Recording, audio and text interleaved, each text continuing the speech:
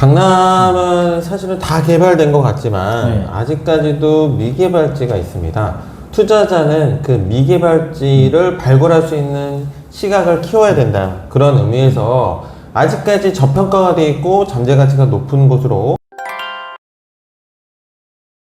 소장, 최근에 손님들 많이 오시는데 대부분 다 강남권에 투자하시길 바라잖아요. 근데 네. 강남도 사실 뭐 서초도 있고 강남구도 있고 상당히 지역이 넓은데 강남 중에서 어디를 투자하는 게 좋을까요?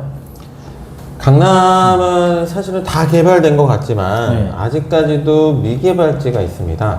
투자자는 그 미개발지를 발굴할 수 있는 시각을 키워야 된다. 그런 의미에서 아직까지 저평가가 되어 있고 잠재 가치가 높은 곳으로 양재동이나 개포동을 말씀을 드리고 싶고요. 이쪽 지역은 서울시에서 평가하기를 독보적인 잠재력을 갖고 있다. 이렇게 말씀을 드릴 수가 있겠습니다. 독보적인 잠재력이요. 표현이 상당히 이제 고급스러운데 네. 어떤 의미로 독보적인 잠재력이라고 말씀하시는 건가요? 강남은 계획도시죠. 그쵸. 네, 완성형 도시인 것 같지만 아직도 저평가가 되어 있는 곳이 있다고 말씀을 드렸어요. 강남대로나 테헤란로 주변으로 업무 시설들이 확충이 됐다면 배후 주거지도 필요했었거든요. 이렇게 형성된 배후 주거지가 40년 동안 주거 기능을 감당해 오다가 이제는 산업구조의 개편과 함께 주거 업무 복합단지로 바뀌어 나갈 것이다. 그렇다면 주거지역에서 업무단지로 바뀌는 곳에 투자의 기회가 있다. 이렇게 말씀을 드릴 수가 있을 것 같거든요. 주거지역에서 업무지역으로 바뀐다고요? 네. 근데 그게 보통 주거지면 주거지고 업무지면 업무지고 이게 정해져 있잖아요. 네. 이게 주거지에서 업무지로 바뀌는 게 가능한 부분인가요? 일단 산업구조가 바뀌었기 때문에 가능해졌다. 예전에는 용도지역이 나눠져 있었어요. 상업지역에는 높은 건물들만 지었고요. 중공업지역은 또 공장들만 많았죠. 그쵸, 뭐 예. 성수동 같은 경우는 보면 공장들이 많았는데 일단 카페도로 바뀌었단 말이에요. 공장들은 다 어디 갔을까요? 일단 산업구조가 바뀌었다는 것은 오히려 공장에서는 내 집이 멀어야 되는데 그래 자연스럽게 1시간에서 2시간씩 출퇴근을 할 수 있는 동선이 생길 수밖에 없었고 그래서 출퇴근 시간은 항상 차가 막혔고 그렇죠. 이제는 근데 재택근무들을 많이 하고요. IT 시대잖아요. 오히려 직장에서 내 집이 가까운 거를 더 선호하게 된단 말이에요. 그쵸. 다 이제 요즘에 직주 근접, 직주 근접만 얘기하잖아요. 네, 그래서 40년 동안 유지가 됐던 쾌적한 주거 환경, 개포동이나 양재동을 또 꼽을 수가 있고, 그래서 뒤쪽으로는 구룡산이나 대모산, 앞쪽으로는 양재천, 또 양재 시내 숲까지 사방으로 둘러싸여 있는 풍부한 녹지를 갖고 있으니까 주거 만족도는 너무 좋은데, 이 지역에 이제 주거 기능만이 아니라 이제는 주거 플러스 업무단지로 바뀔 것이라는 것이 포인트라고 말씀을 드리겠습니다. 그러면은 지금 저도 이제 개포 양재 자주 가는데 거기가 다 저층주거 자료 다 빌라촌으로 되어 있고 뭐 개포동 같은 경우에는 저기 이제 재건축 단지들이 네. 있는데 그러면은 지금 이쪽에 다 주거 단지로 되어 있는 것이 이제 거기서 이제 업무집으로 바뀐다라는 그런 이제 의미로 좀 해석하면 될까요? 네, 일단 개포동이나 양재동은 유심히 보셔야 되는 것이 40년 동안 개발이 안 돼 있었어요. 그쵸. 다른 지역은 다 개발됐는데 개발이 막혀 있었어요. 이거의 핵심적인 내용은 7층 규제가 있었습니다. 근데 이 중요한 게 7층 규제가 풀렸다는 사실이거든요. 2023년 3월 30일 날 규제가 풀리면서 왜 풀렸을까 생각을 해야 되고 풀었던 이유는 드디어 이쪽에 유일하게 단점 아파트가 없습니다. 그쵸. 예, 아파트. 그런데 아파트를 지을 것이다. 그래서 규제를 풀었다. 본다면 투자는 지금 해야 됩니다. 그런 의미에서 조합원들, 소유자분들은 아파트를 짓고 싶고요. 서울시나 서초구 차원에서는 서초구나 강남구 차원에서는 이쪽을 특정 산업군을 활성화시키는 특정 개발 진흥지구로 지정을 추진하고 있습니다. 근데 보면은 지금 양재동 같은 경우에도 모아타운 추진 많이 하고 있으면서 네. 저희기로 이제 뭐 선정된 데도 있고 떨어진 데도 있는데 이렇게 모아타운만 계속해서 추진하다 보면은 말씀하신 뭐 업무직으로 변화되는 모습이 안 나오는 거 아닐까요? 그래서 업무지역과 주거지역의 적정 경계가 중요해집니다. 도시계획을 진행 중인 걸로 지금 알고 있고요. 어떤 블록은 그렇다면 주거벨트로 개발이 될 것이고 그런 의미에서 1구역이 양재 1구역이 모아타운이 지정이 됐다면 그쪽은 아파트가 조성이 되겠죠. 그런 인접한 다른 지역들은 뭐 주거단지로 또 업무단지로 이렇게 개발이 확정이 되는 모습들을 보시게 될 거라는 겁니다. 그러면은 제가 이제 막 질문 많이 받았던 것 중에서 네. 소장님께서는 개포동하고 양재동을 거의 비슷하게 이제 동일한 이제 그런 걸로 말씀을 주셨는데 사실 다른 고객분들 시각에서는 개포동보다는 무조건 양재동 쪽으로 들어가야 된다. 이제 그렇게 생각하시는 분들 많거든요. 네. 혹시 거기에 대해 한마디 해주시자면은 강남구하고 서초구 이게 9대 9의 싸움으로 보자면 어디가 상급질까요? 사실 누가 우위라고 할 정도를 이걸 구분한 것 자체가 어렵죠. 무의미하지 않을까요? 어렵죠. 네. 그런데 이 개포동과 양재동만 놓고 봤을 때 예전에 신분당선이 없을 때 네. 이때는 개포동의 선호도가 더 높았습니다. 실제로 가격도 강남구이기 때문에 개포동이 더 비쌌는데요. 근데 교통이 개선이 된 거예요. 아. 신분당선이 개통이 되면서 교통이 편리해지니까 네. 교통 소외 지역이었던 곳에 남과 북을 가로지르는 황금 노선으로 자리매김할 수 있는 이 신분당선이 개통이 되니까 양재동으로 수요가 더 몰리게 된 거거든요.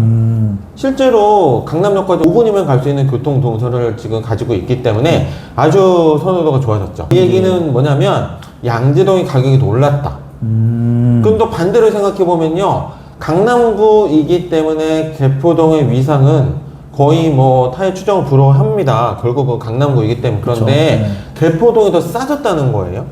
그러면 지금 말씀하시는 건 상대적으로 이제 양재동이 뭐 신분당선이 나오면서 금액이 올라갔으니까 상대적으로 개포가 지금 저평가 받고 있다. 이 말씀하시는 거예요? 가성비가 더 좋아졌다. 네. 결국은 양재동에서 1, 2억이 오를 때 개포동도 1, 2억이 오르는 그런 포지션을 볼 수가 있다면 더 저렴한 비용을 가지고 개포동에 진입이 가능하다.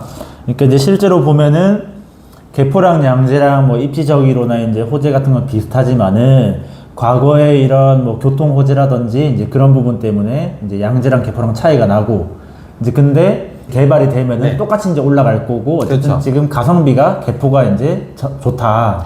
교통의 점수는 당연히 양재동에도 점수를 줄 수가 있겠지만 뭐 계속적으로 나오는 얘기 중에서 삼호물선 사거리에 위례 과천선이 또 개통이 된다면 또 역세권이 될 수가 있는 거거든요. 지금은 없는 역사가 생기면서 또 가치평가가 또 상승할 수 있는 기회치. 하지만 이 교통여건보다 더 중요한 건 개발진흥지구는 같이 추진하고 있다는 거예요. 강남구 차원에서도 개발진흥지구로 추진하고 있고 서초구 차원에서도 개발진흥지구로 추진하고 있기 때문에 이쪽은 전 권역이 다 양재와 개포동을 다 묶어서 일단 주거 업무 복합단지로 탈바꿈을 하게 될 것입니다. 근데 지금 개발진흥지구 이야기 말씀하셔서 그런데 제가 알기로 여기가 서울시에 지금 대상지가 선정이 되어 네. 있고 아직 지금 심의 중인 걸로 알고 있는데 맞습니다.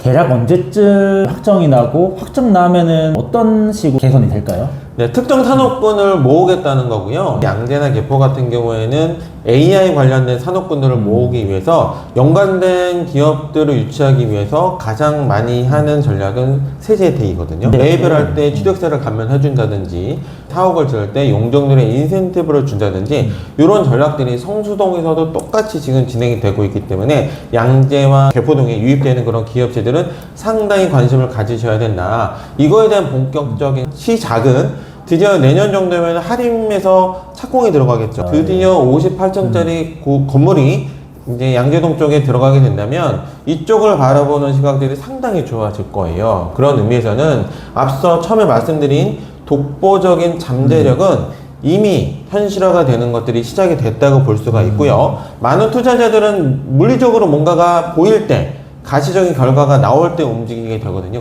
그렇게 되면 사실은 좀 타이밍이 늦을 수가 있습니다. 그렇죠. 예, 이제 그래, 개발됨에 따라서 금액이 계속 올라가니까 네. 여기가 4차 산업과 관련된 네. 신분당선하고 연결해 볼 수도 있겠네. 판교 강남 사이에 이제 네. 또 위치해 있고 하니까 이제 그런 것도 이제 하나 눈여겨 볼 수 있겠고. 네, 질문 주신 것 중에서 보충을 좀 해야 될 것 같아서 일단 원래 한 8년 정도 되는 플랜이에요.